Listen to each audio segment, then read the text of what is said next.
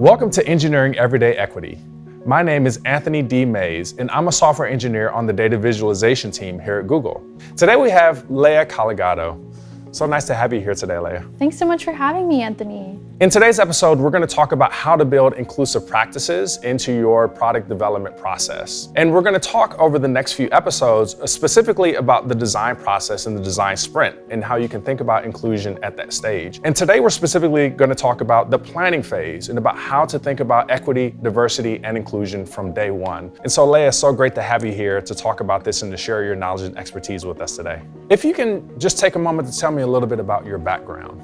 So I actually just came back from giving a speech to Google Women Engineers Summit on intersectional feminism. I'm a software engineer on Google's local search team, and I'm also the founder of a diversity blog called Women of Silicon Valley. I do a lot of diversity inclusion work because I'm the daughter of Vietnamese and Filipino refugees. And actually, for a long time, I didn't want that to identify me because I felt like I was punished for it. But now I see my diversity as essential to bringing my cultural identity to work and making sure that the people who are like me and look like me are being included into product decisions. And so I'd love to learn more about your background and what motivates you to do this work. Sure, and thanks for sharing that with me.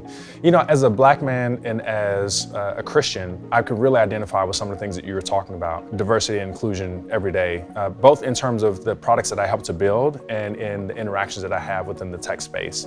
You know, sometimes it can be difficult as a Black man when I, for instance, need to proactively think about how visible my badge is to ensure that I'm not more aggressively badge checked than other people are for being on campus. And then there are times when I need to worry about or think about maybe disparaging jokes that someone might make about my faith as a Christian or about religion in general. And so as I think about those things, it drives me to want to think about these topics and how to make sure that tech is more diverse and inclusive in terms of, again, how we build our products and how we work with each other as colleagues. Well, I think before we talk more about equity, diversity, inclusion, we should probably try setting up and defining our parameters. Yeah, that's a good idea. So first, let's talk about equity. Equity denotes fairness and makes sure everyone has access to the same opportunities. In that fairness, equity recognizes that because advantages and obstacles exist, everyone doesn't start from the same place. Pursuing equity begins by acknowledging that unequal playing field and continues to course correct and address the imbalance. The next is diversity. Diversity, by definition, is about variety, the presence of difference within a given setting. Studies show that a team that hails from a diversity of backgrounds, beliefs, and experiences can approach the same issue from many different angles. So by building diversity into your organization and dog food process, it will help guarantee a wider base is considered for your product. And the last is inclusion. Inclusion isn't just about the presence of diversity.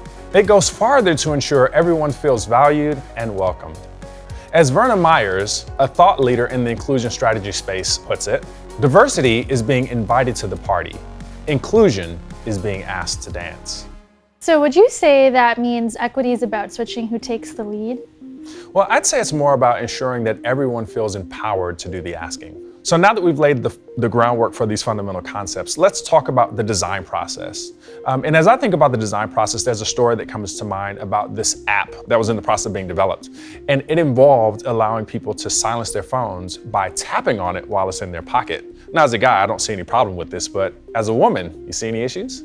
Yeah, very few of my pants have pockets sewn in. All it took was one woman in the room to identify an issue that could have potentially impacted 50% of their potential user base.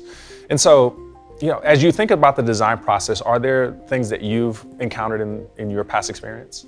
Yeah, I've seen a lot of the effects, positive and negative, of design thinking. For example, when I was a student at Stanford, I took this awesome senior project class where all the teams were commissioned to build apps. Okay. And so because most of the engineers, if not all, were Stanford students, a lot of the apps we produced were social media or marketplace apps, which assumed things like leisure, time for leisure, or disposable income. Right. So these apps fizzled while the teams that tried to represent the community outside of Stanford and do field studies actually addressed real community needs. Another example I can think of in the real world is when I joined Google full-time, a startup popped up in San Francisco that claimed to replace the mom and pop corner shops that we often see on street corners. Clearly, little design thinking was infused into this app because otherwise they would have known that San Francisco has a really long, controversial relationship with gentrification. And by claiming to gentrify these mom and pop stores that were often run and founded by people of color, this app crashed and burned because it got a lot of outroar. Ow, yeah, I can totally imagine that happening. All right, so we've talked about a few examples. Obviously, we don't want to repeat those same mistakes. So how about we talk about building inclusiveness into our own hypothetical app and getting that started? Sounds good. Tell me more about this app. I have an app idea for something called Scholar, and it's an app that connects matriculating high school students with colleges and scholarship opportunities based upon campus size, preferences, study programs, things of that nature.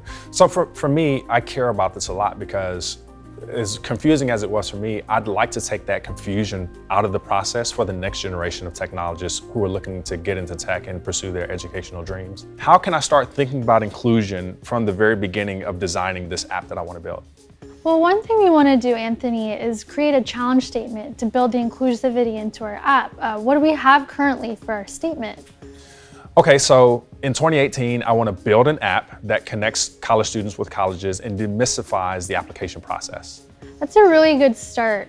How about let's take it further and say something like, in 2018, we want to launch an app that matches colleges and demystifies the college search process for first-generation students. Sure, cool. All right, so now that I think we have a good working challenge statement, how can I ensure that the team stays focused on executing? Well, there are a couple of things. Let's make sure that stakeholders and execs are all on board to build inclusivity into our project. Okay. Have them reiterate to the team that it's a value that they share. The challenge statement is actually not enough, so we're going to need team members to reinforce each other, reiterate each other, and keep each other accountable. One thing to note, make sure we're not putting the burden of representing a certain marginalized group on someone on your team who represents that marginalized background. So, for example, as a woman of color who's often been the only woman of color in many teams I've worked on in tech, I was usually the go-to for all questions pertaining to either women or to Asian people. So while I'm happy to help, it can be difficult bearing the brunt of representing all women or all Asian people. How do you personally advocate for people who are perhaps different than you are? Everyone should just care about diversity and inclusion at face value, but unfortunately that's not always the case. So as a woman of color, what's helped me is when an ally steps up to the plate and explains the benefits of including my demographic when it was too emotionally burdensome or draining for me to explain why my demographic should be included when it wasn't at face value. Okay, so there's allyship. Is there some other things that I can do for the team to make sure that we're continuing to think on this? One thing is lightning talks, and we want to make sure that everyone who's present at this sprint is diverse. And so how are some ways that we can ensure the building of your app and that the people in the room building it reflect our user base? That's a good question. Well, the first thing that comes off the top of my head is the fact that, the challenge statement, right, I want to build this app for first-generation college students, so it probably would help if I had one or two first-generation college students talking about their experience and about how they were able to connect with schools and scholarships. So, sound good to you? Precisely, that's a great idea. So let's just summarize real quickly. We talked about the meaning of equity, diversity, and inclusion. We also talked about what it means to have a great challenge statement. Listen, we talked about executive buy-in and the importance of support from leadership. We talked about allyship, which is really important. And lastly, we talked about how to hold inclusive lightning talks and about having people from diverse backgrounds who can shed their perspectives and experiences. Thank you for watching. If you'd like to continue the work of building equity, diversity, and inclusion into your company or product, check out the link in the description below. If you have questions, leave those in the comments as well. And lastly, make sure to stay tuned for our next episode where we're going to talk about the understanding phase of the design process. And let me leave you with this last thing. If you do not intentionally include, you will unintentionally exclude.